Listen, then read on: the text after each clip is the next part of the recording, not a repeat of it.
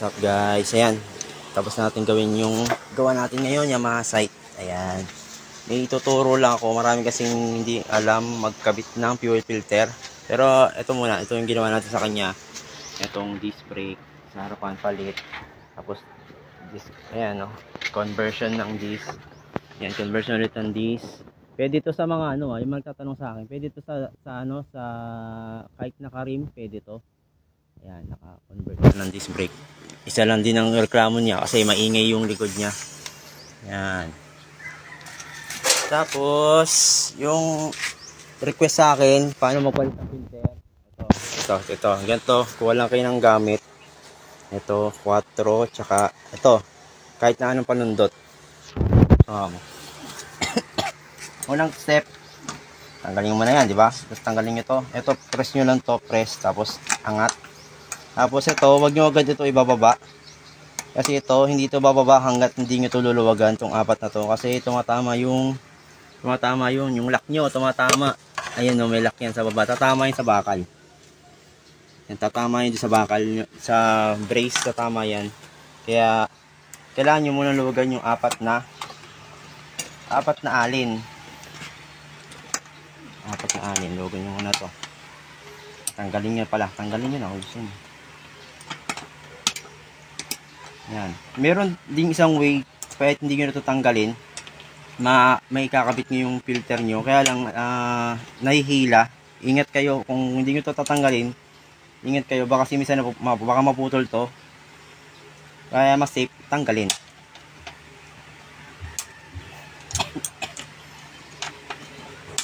Apat, yan.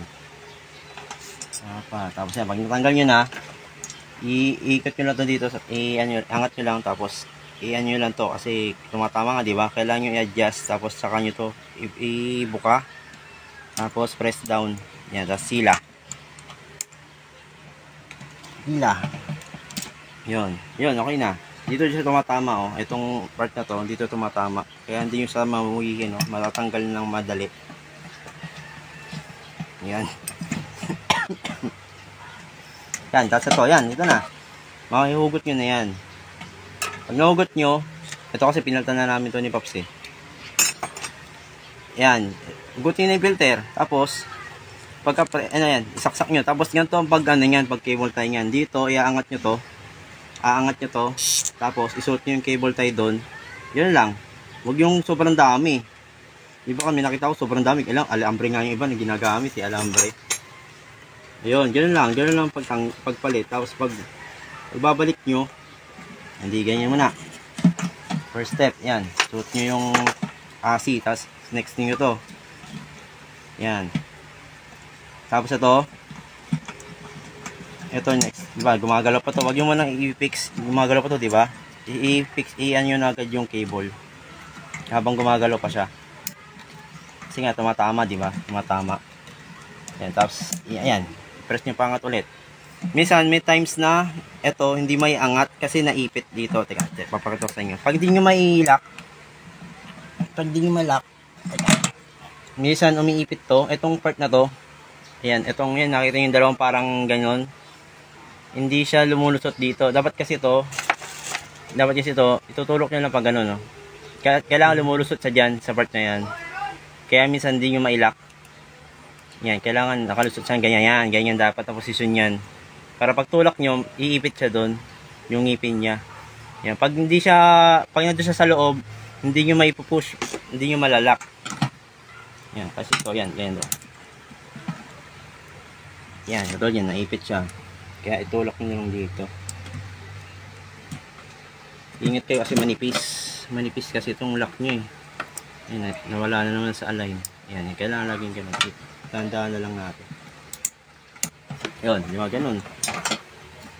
Yun na, ingat lang kayo sa pag nun, kasi pag naputol yun, luwag na to, pag susi nyo, minsan tumatalsik. Ganun din nangyayari sa baba. Kaya yung iba, nasisira. Yung bumibili sila ng lock. Ang hirap pala humanap nito. Nitong pinakaulo lang. Ang kadalasan, buo. Yan, kapag nasira yung ganito nyo, pwede yung gamitin yung pang Vega Force FI. Yan, pwede kayong bumili ng set Vega Force FI. Pares lang yung sukat. Yan, yan. Yan, yun na. Ito, balikan natin itong 4 na alin. Tapos yan. Balikan yan. Ayan, okay na. Ganun lang. Ganun lang madali lang. Hindi kayo pagpapawisan pag nasanay na kayo. Ayan, yan lang. Yan lang guys. Sige, yun lang. Thank you.